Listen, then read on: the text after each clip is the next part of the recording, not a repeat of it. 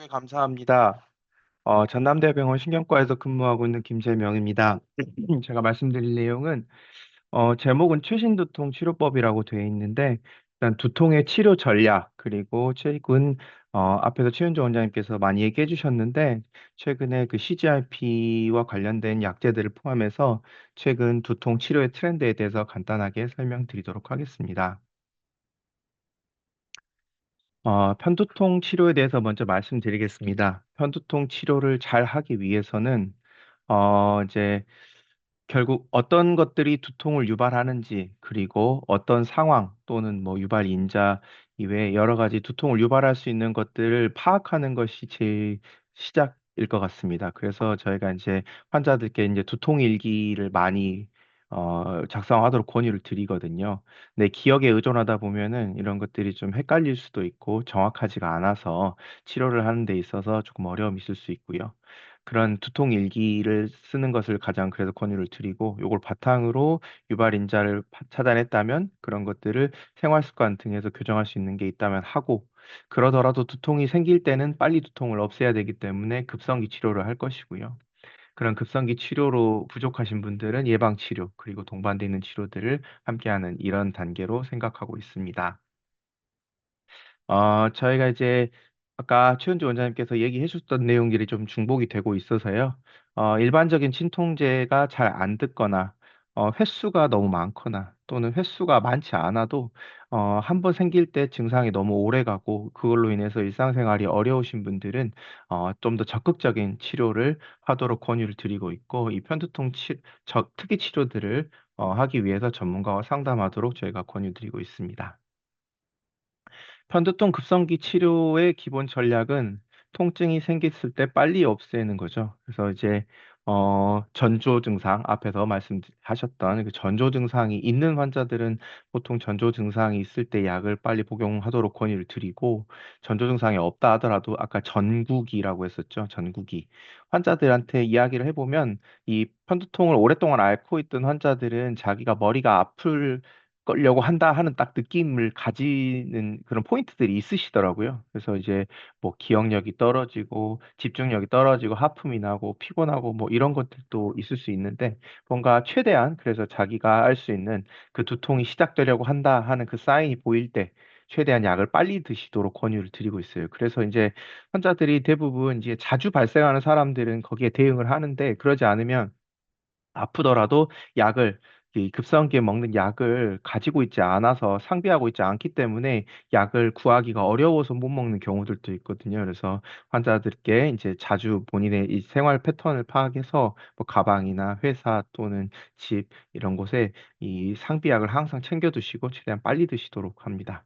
그래서 이제 효과가 어느 정도 있는지를 볼 때 우리가 보통 2 시간째 이야기하거든요. 그래서 약 먹고 2 시간 내에 어느 정도 좋아지는지를 봐야 될 것 같고요. 2 시간 이내에 만족할 만큼 좋아지지 않는다면 이 약이 효과가 일단은 좀 떨어지는 걸로 생각을 해볼 수가 있을 것 같습니다.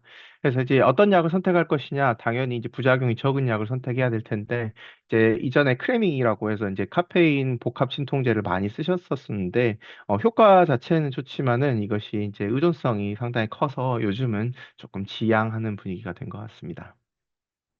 그래서 급성기에서 치료 약물로는 이 비특이 약물, 왼쪽에 일반적인 진통제, 뭐 아세트아미노펜, 나프록센, 이부프로펜 계열 약들이 있고요.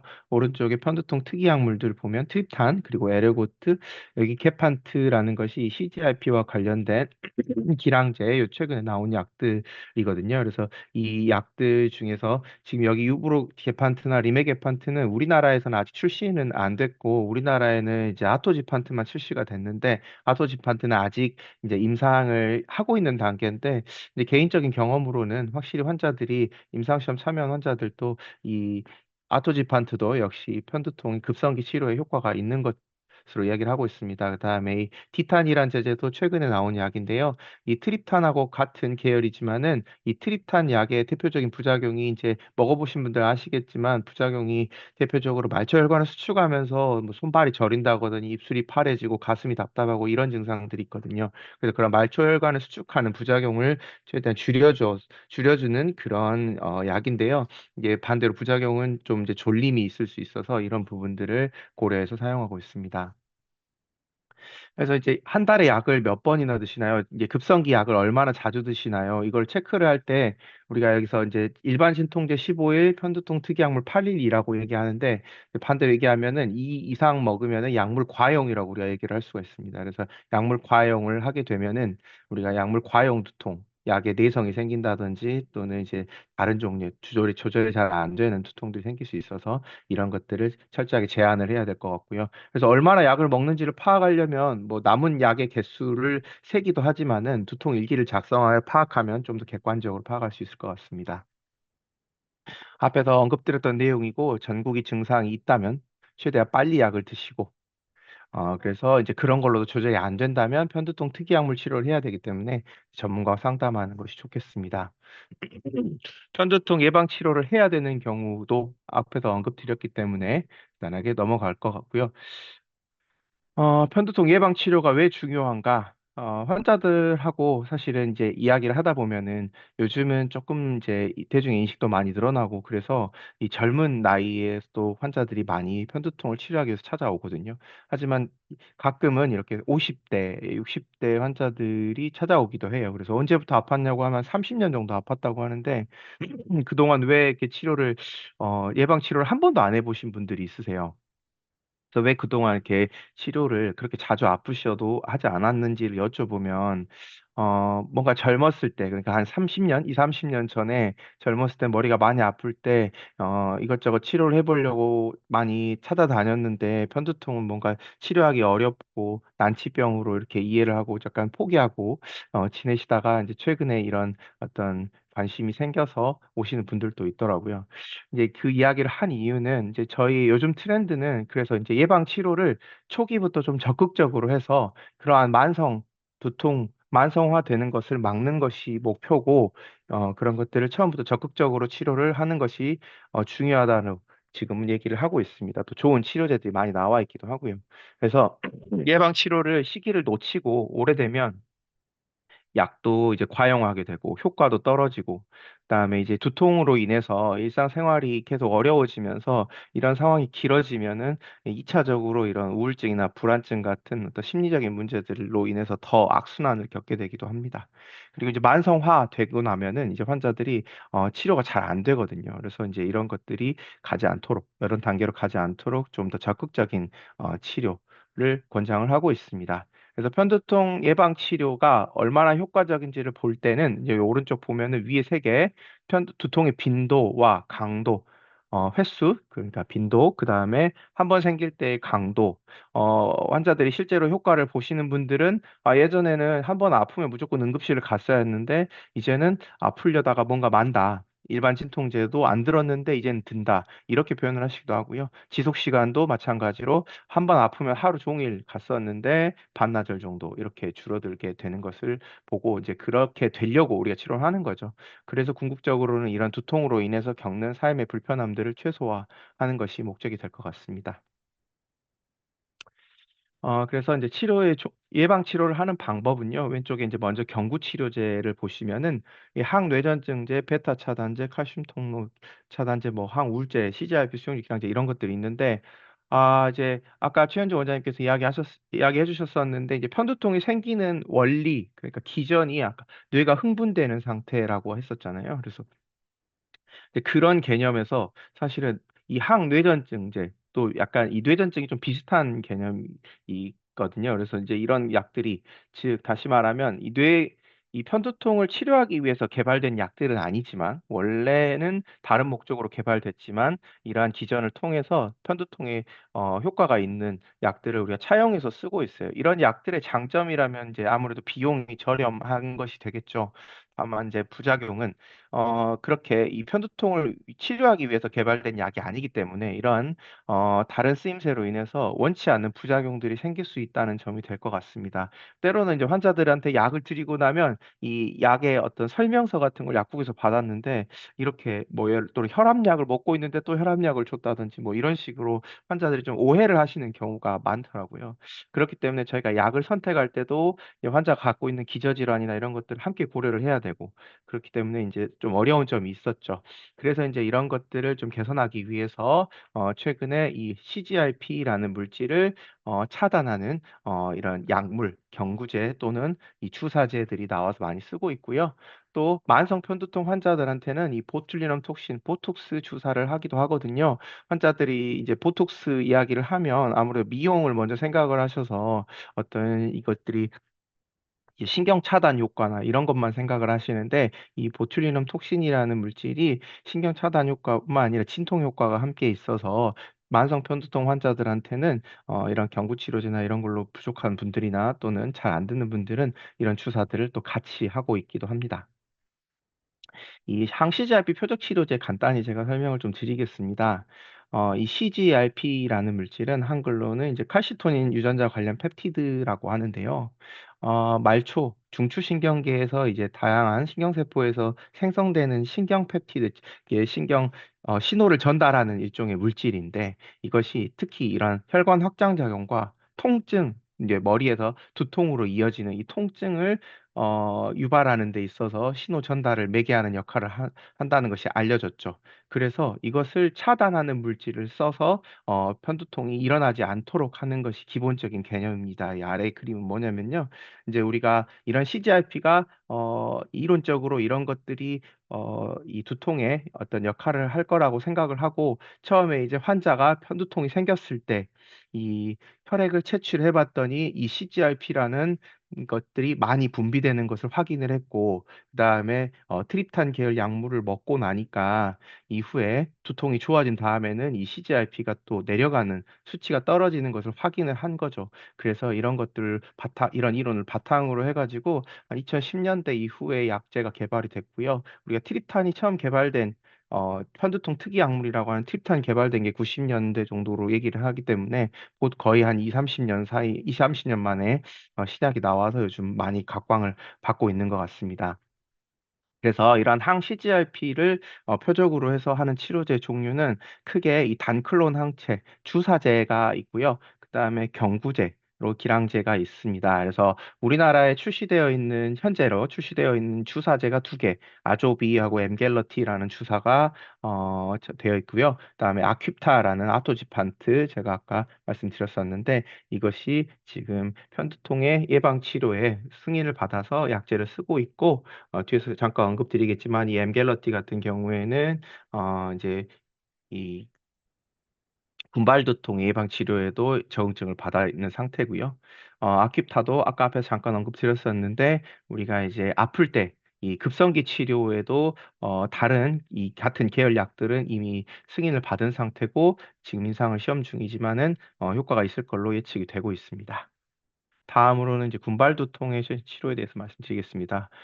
우리나라의 두통학회가 주관을 해서 이 군발 두통 환자들의 대규모 연구가 많이 진행이 되었고요. 이를 바탕으로 좋은 연구 결과들이 많이 보고가 되었고 그것을 바탕으로 해서 이런 군발 두통의 진료 지침을 최근에 발간하였습니다. 이 군발두통의 급성기 치료로 처음으로 얘기하는 게 우리가 산소 치료예요. 네, 아까 최원조 원장님 말씀하신 것처럼 산소를 실제로 이제 어떻게 사용하느냐도 중요하지만은 일단은 자기가 그것을 구비하기가 어렵다라는 게 제일 이 높은 허들인 것 같습니다. 그래서 뭔가 환자들한테 산소를 이렇게 치료를 해야 된다라고 얘기를 하면 "이거 어떻게 구하냐. 구하기가 어렵다." 이런 얘기들을 되게 많이 하셔서 이런 부분들이 조금 제한적이지만 또 하나 제가 말씀드리고 싶은 거는 실제로 우리가 이러한 치료가 효과적이라는 걸 알고 있지만 안타깝게도 우리가 급할 때 응급실이나 또는 이제 가까운 병원에 응급실 같은 데를 방문했을 때 이런 산소를 얻기 위해서 사실은 응급실을 방문할 수밖에 없는데요. 응급실 같은 곳에서 의료진들도 이 두통의 전문가가 아닌 경우에는 사실 이런 것들을 어떻게 해야 되는지에 대해서 적절한 어떤 지침을 잘 알지 못하는 경우가 많아요, 의료진이라고 하더라도. 그렇기 때문에 조금 죄송한 말씀이지만 이제 환자분들께서 이러한 산소를 어떻게 올바르게 사용해야 되는지에 대해서 조금 숙지를 하고 계시는 것이 사실은 현실적으로 더 도움이 되지 않을까 싶습니다. 그래서 아까 100% 산소 얘기하셨었는데 100% 산소를 고농도로 이렇게 하는 것이 맞고요. 이러 보이는 비제호 마스크를 쓰고 산소를 흡입하는 것을 권장드리고 있습니다. 그래도 안 된다면은 이런 졸미트립탄, 뭐 케토롤락, 정맥주사 이런 것들을 쓰게 되죠. 이제 우리나라에서는 이제 없어서 이런 이 혈관, 이 정맥내로 주사 또는 피하 주사 이런 것들이 없기 때문에 우리는 어쩔 수 없이 이제 약을 선택을 할 수밖에 없는데 이 트립탄, 우리나라에 출시되어 있는 트립탄 약 중에서는 졸미트립탄이 가장 효과가 그래도 좋고 빠르다고 알려져 있고요. 졸미트립탄을 2알까지도 한꺼번에 복용을 할 수가 있다고 알려져 있습니다. 그래서 이제 예방 치료, 이제 예방 치료를 할 때 우리가 이 군발도통에서 제일 어려운 점은 당장 너무 하루하루가 힘들거든요. 그래서 어떤 예방 치료를 할 때 그때 효과가 약을 줘도 뒤에서 나오는 이솝틴 같은 약을 줘도 효과가 올라오는데 시간이 좀 걸리기 때문에 그 당장 견디기가 너무 힘들거든요. 그래서 이런 것들을 시간을 벌어주고자 우리가 이행 치료, 브리징 세라피를 하게 되는데요.